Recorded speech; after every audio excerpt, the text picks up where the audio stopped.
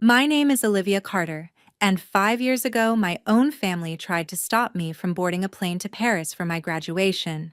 That morning in our kitchen in Phoenix, I held the envelope with my ticket in it and checked the time on my phone. 5 hours until I had to be at the airport. My mom walked in, saw the envelope, and her face hardened. Before I could explain, she snatched it from my hand, crossed the room, opened the big green trash can by the garage door, and dropped the ticket in. My little sister stood beside her and laughed.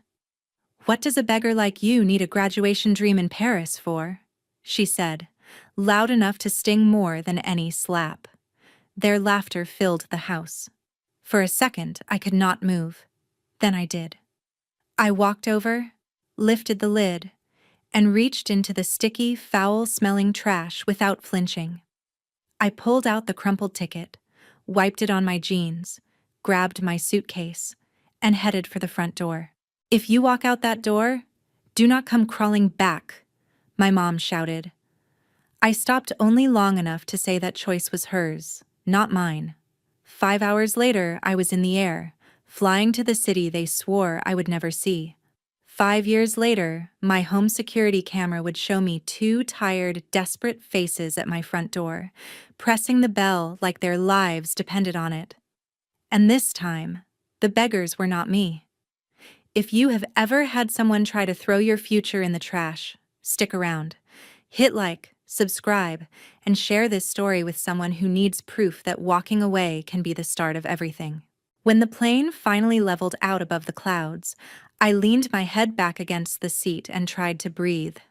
But my mind kept dragging me back to Phoenix, to the slow way everything had been rotting long before that ticket hit the trash. I grew up in a one-story house on the edge of the city, in a neighborhood where every driveway had the same cracked concrete and the same sunburned grass.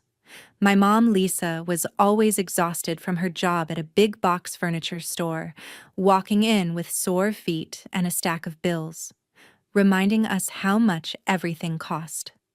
My little sister Jenna was almost always on her phone, filming little outfit videos or practicing poses in the living room like the world was already watching her.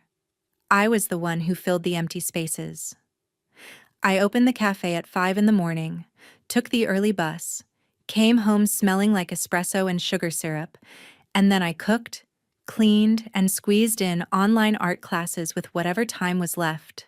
I paid part of the rent every month, slid folded cash onto the counter, and my mom would scoop it up without really looking at me, mumbling something about how it barely scratched the surface.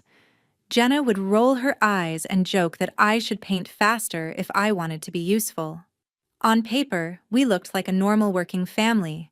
In reality, there was a clear rule nobody ever said out loud. My worth was measured only in what I could provide for them, not in who I wanted to become. I did not talk much about Paris at first. The idea felt fragile, like a soap bubble that would pop the second I said it out loud. Late at night, when they were asleep, I sat on the floor of my tiny bedroom, surrounded by canvases propped against the walls. I painted the same feeling over and over, a figure trying to climb out of a box while hands reached in to pull them back. I sent photos of those pieces to an international art program based in Paris, half convinced they would never even open my email.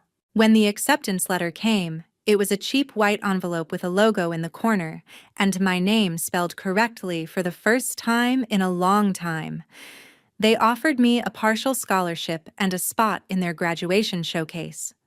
I stared at the words until they blurred, because for the first time, someone who did not share my last name was saying I was worth investing in. When I told my mom, she did not smile. She stared at the letter like it was a scam. "Paris," she said slowly, as if the city itself was an insult. "Who is going to pay the bills while you play artist in France?"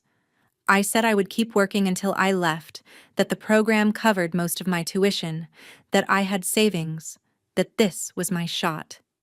She shook her head and waved the paper at Jenna as if I were telling a joke. "My little influencer," she said to my sister, "at least you are doing something real, something with a future. Then she looked back at me. Art does not pay the mortgage, Olivia. Coffee tips do not keep the lights on. You are dreaming. It hurt because she knew exactly how many hours I stood on my feet to bring those tips home. It hurt even more when Jenna chimed in, smirking like she was doing me a favor. You are always asking for more time, more understanding, more everything, she said, begging for chances. And for what? Some sad painting in a city you cannot even afford to live in.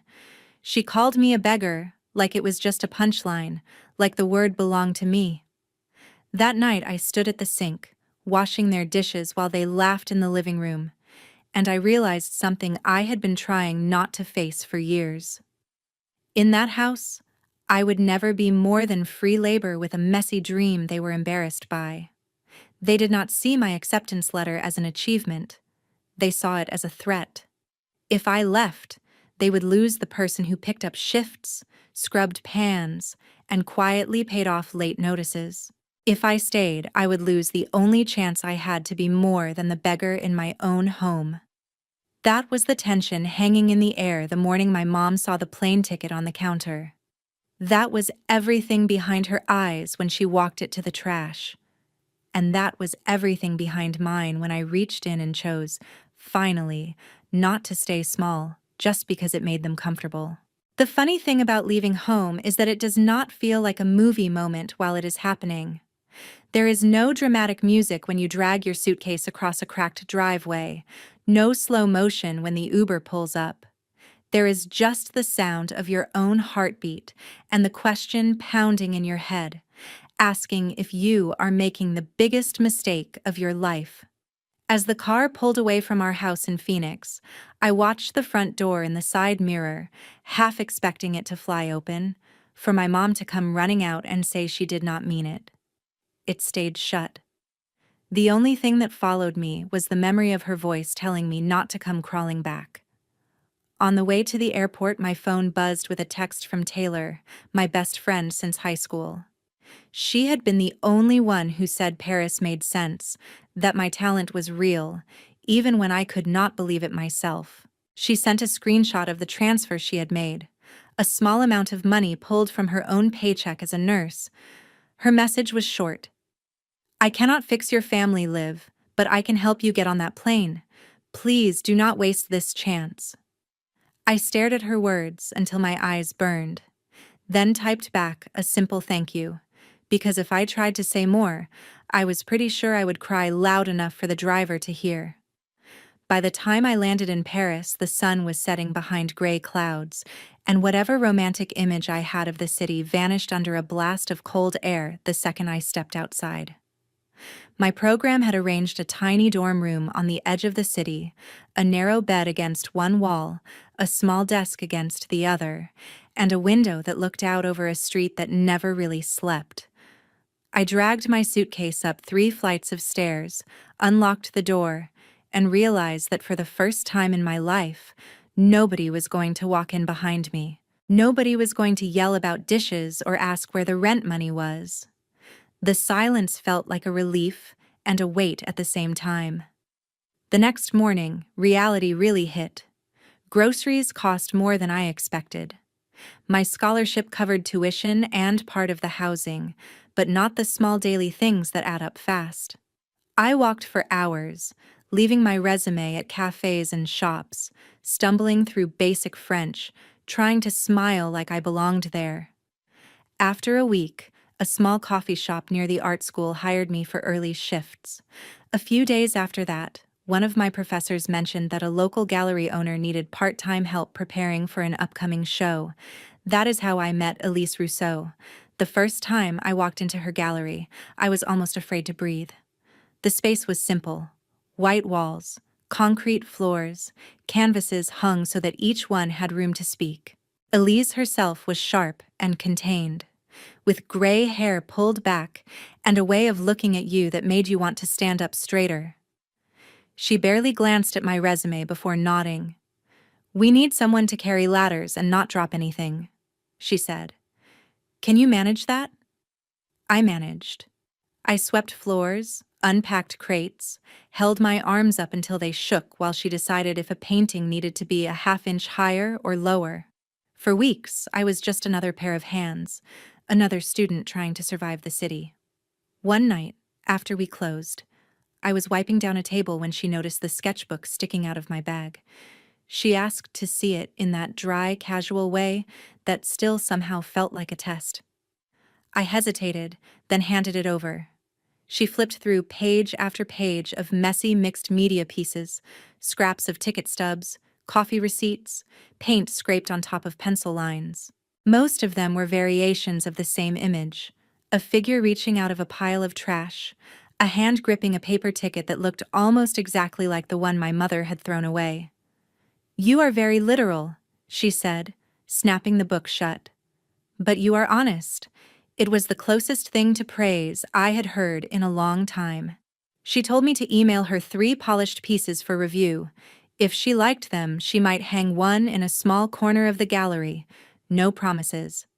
I stayed up for 3 nights straight, working in that tiny dorm room, my floor covered in paint-splattered newspapers. When I finally delivered the finished pieces, my hands were still stained with color. A week later, I walked into the gallery, and there, in the far left corner, was one of my canvases on the wall with a tiny printed label under it that read, "Olivia Carter, Mixed Media." I stood in front of it, unable to move, while guests shuffled past holding glasses of cheap white wine. Most did not stop. A few did. One older woman, an American tourist, stood there longer than the rest, tilting her head as if trying to see what I had buried in the layers. She asked Elise who the artist was. Elise pointed at me. The woman smiled and said she would like to buy the piece. The amount she paid was not huge. But when Elise put the envelope in my hand at the end of the night, it felt like the universe was whispering that maybe I was not crazy for coming here. That envelope paid for groceries and bus rides, and a few nights where I did not have to worry about skipping meals. More than that, it paid for a small piece of my self-respect. I was no longer just the girl who handed over her tips at a kitchen counter and got called a beggar. For the first time, I was an artist who got paid for her work. What I did not know yet was that this tiny sale would be the first link in a chain leading straight back to that same word and the people who had used it to break me. Success did not show up in Paris with fireworks and fanfare. It showed up as early alarms, sore feet, and nights where my eyes ached from staring at canvases under cheap dorm room light. After that first sale, I went right back to opening the coffee shop at dawn, wiping down tables for strangers who would never know that my art was hanging in a gallery just a few blocks away. In between classes and shifts, I kept painting, filling sketchbooks with the same recurring image of escape, layering paper scraps and paint until my hands cramped. Elise watched quietly. She did not compliment often, but she asked more questions, and that was her version of caring. "What are you trying to say here?" she would ask, tapping a corner of a canvas. "Why are you hiding the ticket under so much paint?" It forced me to think about my work as more than therapy. It had to be a story other people could feel. When my program announced the final graduation showcase, my classmates buzzed like this was their big break. For me, it felt more like a test. The show would be held in a bigger gallery in the city, with visiting curators from London, New York, and Berlin. 1 piece per student. No second chances. I chose a large mixed media canvas that had taken me months to build up.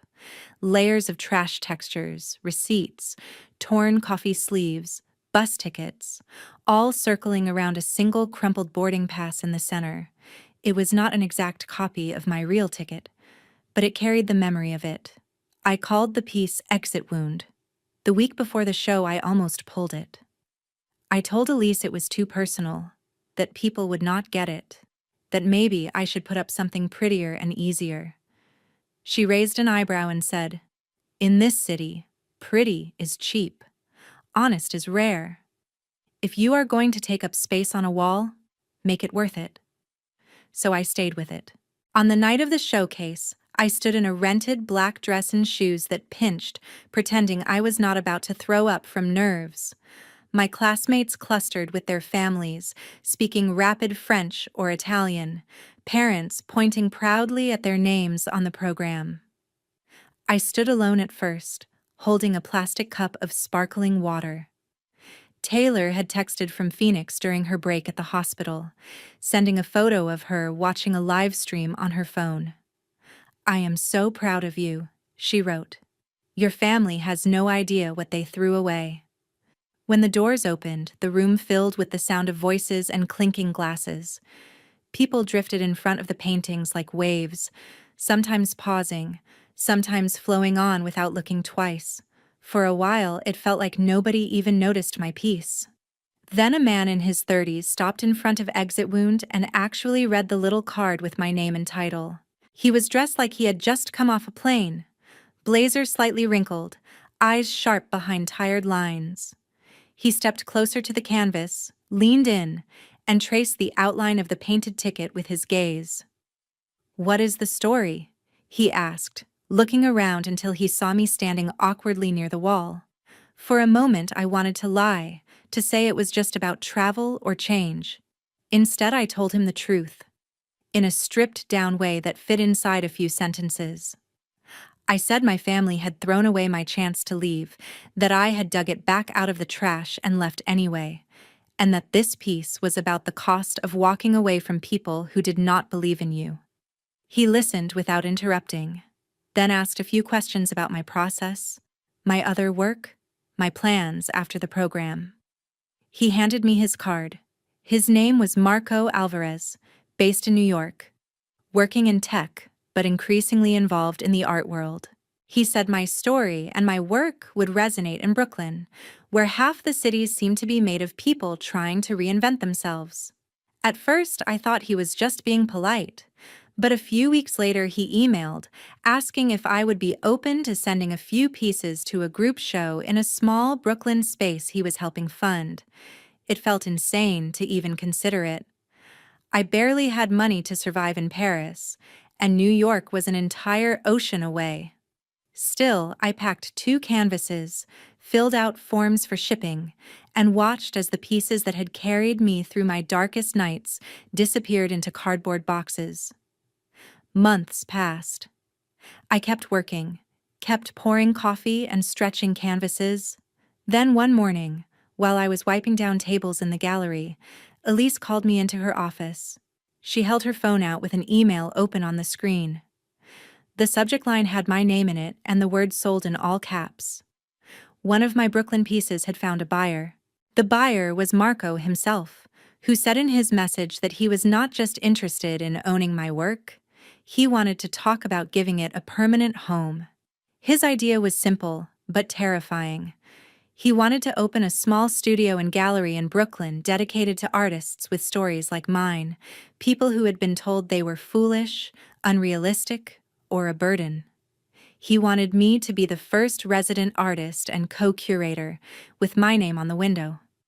My instinct was to shrink back, to hear my mother's voice calling me a dreamer, a beggar, a girl who did not understand real life. But then I thought about digging that ticket out of the trash, about the weight of that first envelope from the tourist, about every night I had spent alone in a dorm room believing that anonymity was safer than being seen. I looked at Elise, half expecting her to tell me not to get my hopes up. Instead, she said, "New York will not be kind, but it will be honest. And you, Olivia, are finally ready for that." When I stepped off the plane at JFK a few months later, dragging my suitcase into a city that smelled like exhaust and possibility, I had no idea that somewhere back in Arizona, the people who once called me a beggar were already starting to lose everything they had sacrificed me for. While I was figuring out subway maps and learning how not to get lost in Brooklyn, my old life in Arizona was quietly collapsing without me. Back home, my empty seat at the kitchen table did not stop the rent from being due. The bills kept coming, but the girl who used to open the cafe at dawn and slide cash across the counter every week was now pouring coffee for strangers in New York and keeping that money for herself. At first, Lisa patched the gap with more hours and more credit cards. She came home from the furniture store later and later, kicked off her shoes, and tossed unopened envelopes onto the counter like she could ignore them into disappearing. Jenna doubled down on her influencer dream. She filmed try-on videos in the brightest corner of the living room, ordered clothes she could not afford, and told herself every haul was an investment. When a bill came in pink or red, Lisa put it on a card and said it was temporary. When Jenna wanted another ring light, she said you had to spend money to make money. Taylor told me later that if anyone asked about me, they just shrugged and said I was still overseas playing artist, like I was a kid backpacking for fun instead of someone who used to cover half their bills. They did not mention that the house felt heavier without a second paycheck. The first real crack hit when the furniture store cut Lisa's hours, then cut them again. Less hours meant less money. The minimum payments grew teeth. Late fees stacked up. One evening, in the middle of dinner, the lights went out. No storm, no warning, just darkness and the sound of the fridge dying. The next morning, Lisa spent hours on the phone trying to buy more time from companies that do not care how hard you say you are trying. A few months later, she lost the job altogether. After that, everything sped up. They sold a TV, a couple of chairs, some jewelry. They held a yard sale where Jenna wore big sunglasses and pretended this was just a decluttering project, not survival. It was not enough. The notice to leave came in a thick envelope taped to the front door. They moved to a cramped apartment across town, then from that apartment to cheap motels, then to a shelter that smelled like bleach and tired air. Somewhere between the second motel and the shelter, Jenna finally scrolled past a name she had not said out loud in months. A mutual friend had shared an article about a new studio and gallery in Brooklyn called Carter Studio, run by an artist from Phoenix who turned family pain into mixed media pieces. The photo showed me in front of Exit Wound, standing under my own name printed on a white wall. The caption talked about a scholarship in Paris and a ticket thrown in the trash. Taylor said the room went quiet. Lisa sat down hard. Jenna stared at the screen like it might bite her. Everything they had mocked, everything they had tried to crush, was right there being praised by strangers. The word beggar did not sound as funny anymore. Shame could not feed them, though. After a few days of pretending the article did not exist, they ran out of pretending and out of money at the same time. With what little cash they had left, they bought 2 bus tickets to New York. Days later, dragging worn suitcases and wearing clothes they had already slept in, they followed a cracked phone screen's blue dot through Brooklyn until they were standing in front of a glass door with Carter Studio written across it. They took one deep breath they could not really afford and pressed the doorbell. Inside, while I was hanging a new piece on the wall, my phone buzzed with a security alert. I glanced down, tapped the notification, and watched the live camera feed load. 2 figures appeared on the screen, thinner, older, and nothing like the people who had laughed over a trash can in Phoenix. It took me a full heartbeat to recognize them. Then I did. My mother and little sister were on my front steps, and this time they were the ones asking not to be shut out. I stared at the screen for a long second, long enough for the bell to ring again, before I realized I was just standing there holding my phone in the middle of the studio with my mouth slightly open. Marco looked up from his laptop. "Everything good?" he asked. I swallowed and forced my voice to stay steady.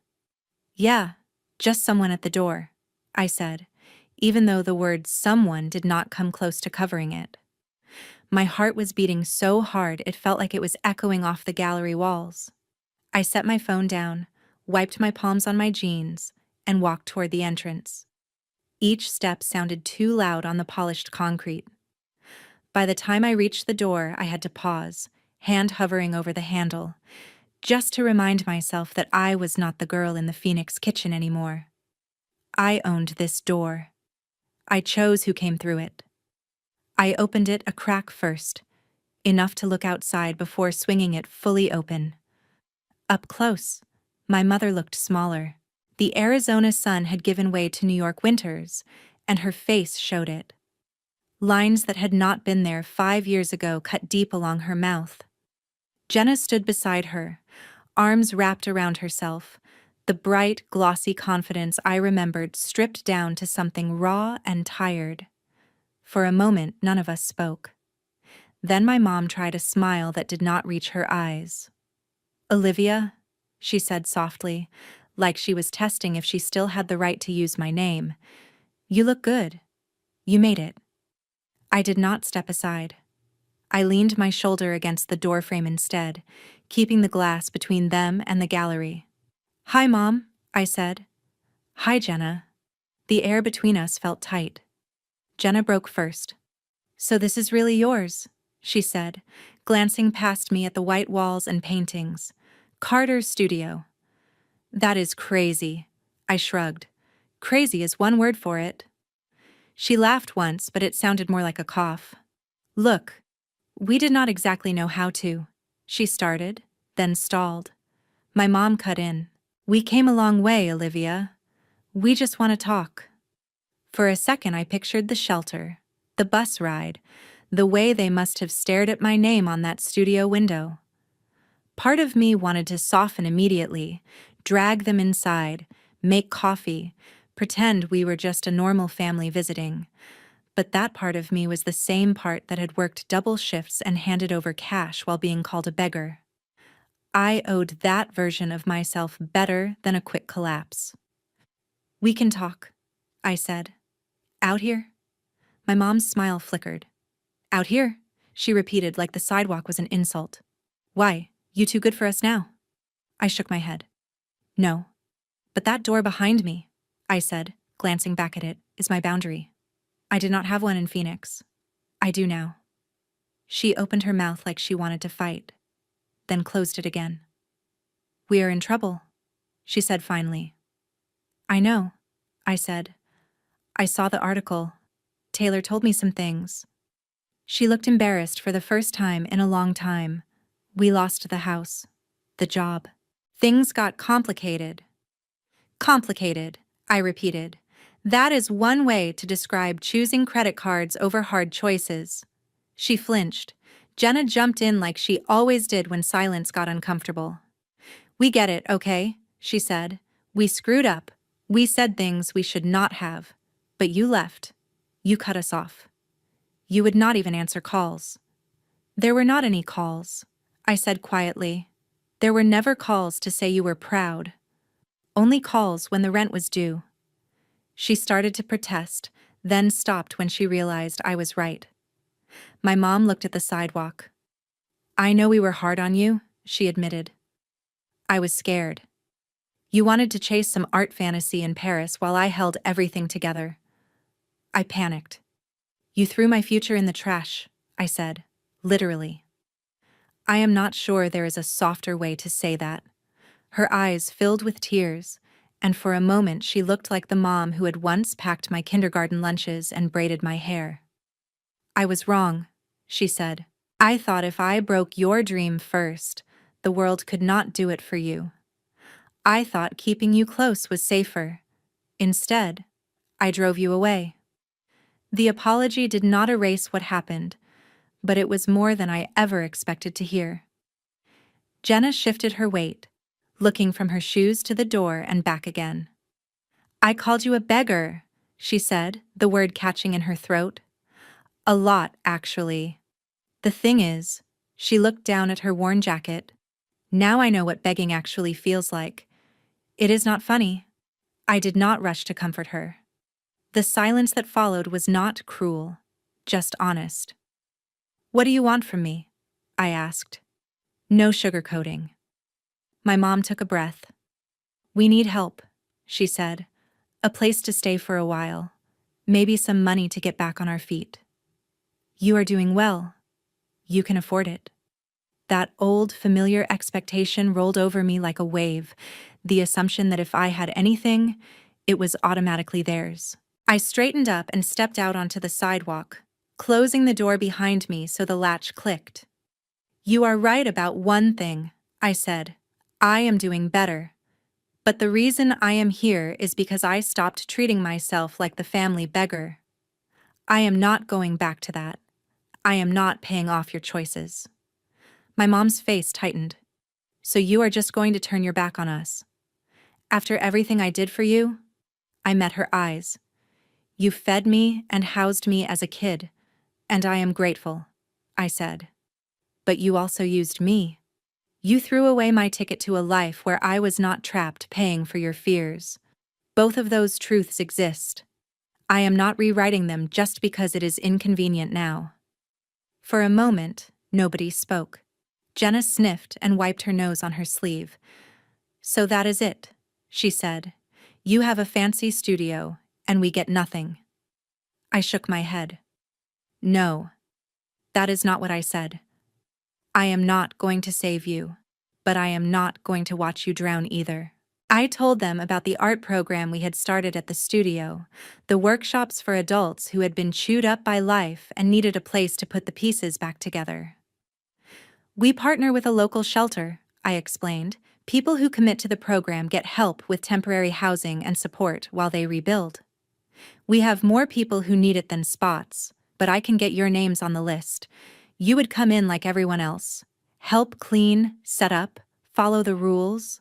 No special treatment, no living in my apartment, no credit card bailouts. Actual work. Actual change. My mom looked stunned. You would send us to a shelter, I corrected her gently. I would connect you to a support system that does not depend on me sacrificing my life again. That is the only way I can help you without becoming the person you used to demand I be. Jenna opened her mouth to argue, then seemed to deflate. I am tired of being proud and hungry, she muttered. I am tired of pretending everything is content. My mom stared at the studio window, at my name printed cleanly there. I never thought you would be the one closing a door on me, she said quietly. I never thought you would be the one throwing anything away. I swallowed the guilt that line sparked and answered anyway. I am not throwing you away, I said. I am throwing away the version of our relationship where I am the beggar and you are the ones with all the power. If you want something different, it is there. I nodded toward the flyer taped on the glass about our next workshop. But you will have to earn it, just like I did. For the first time since I opened the door, they both fell silent in a way that felt less like anger and more like shock. They were used to me bending, apologizing, shrinking. This time I stood there, steady on my own sidewalk, and waited for their answer, knowing that whatever they chose next would say more about them than it ever again would about me. They did not give me an answer right away. My mom kept staring at the flyer on the glass, reading the words about healing and rebuilding like they were written in another language.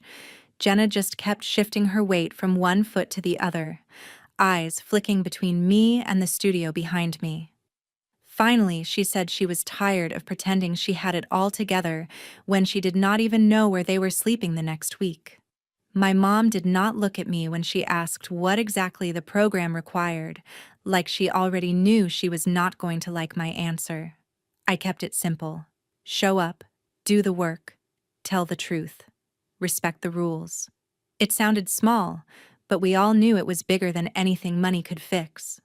A few days later, after I spoke with the shelter coordinator and our nonprofit partner, their names were on the list.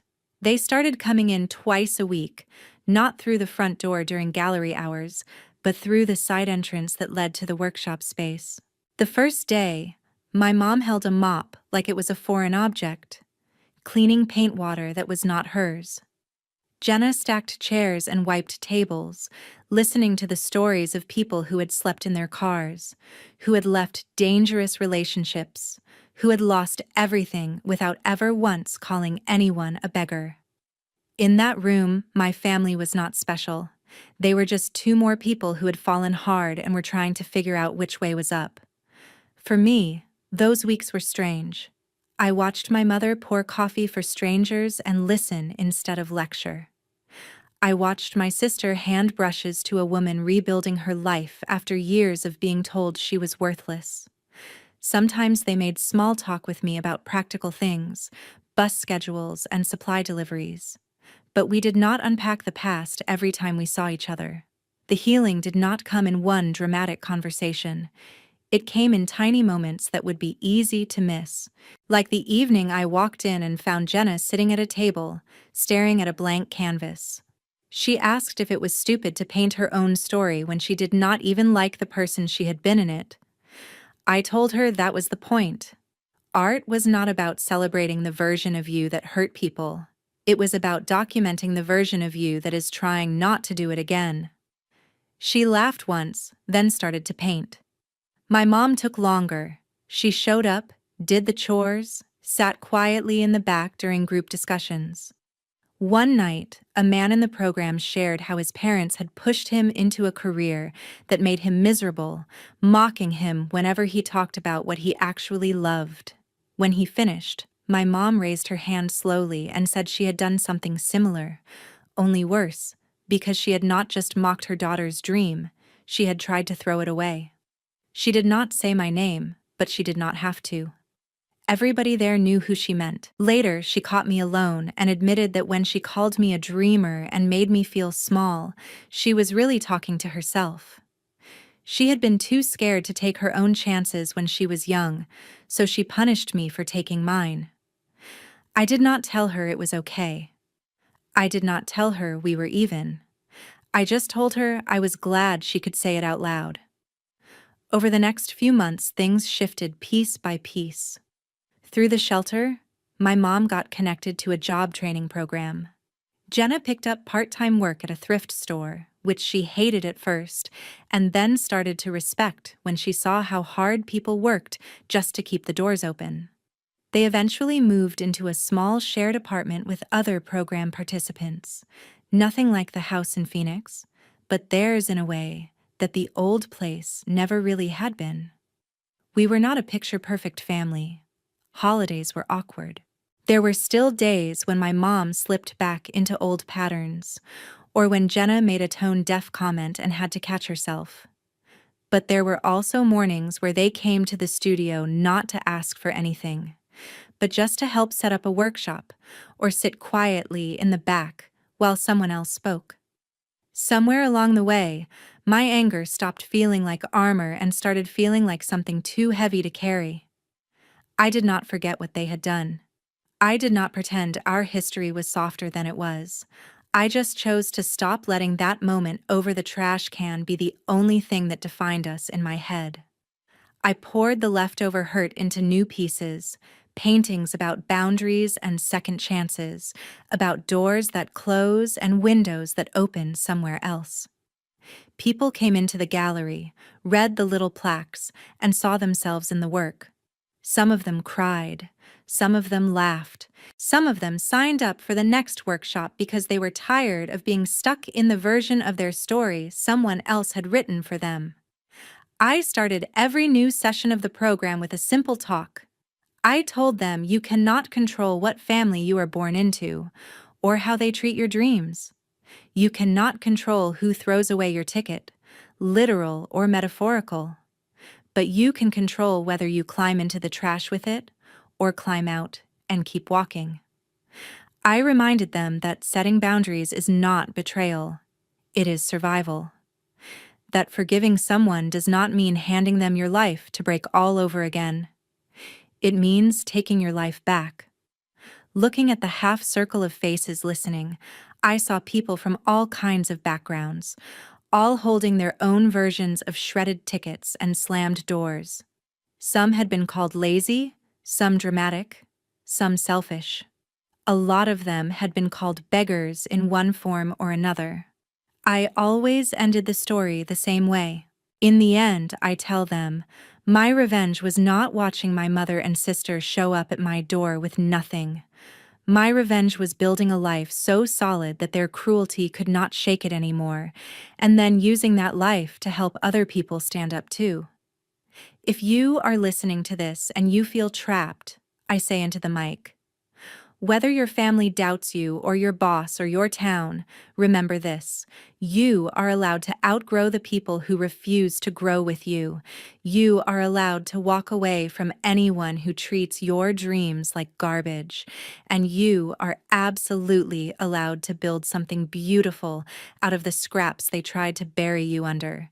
Not just for yourself, but for every person who will come after you, needing proof that it is possible.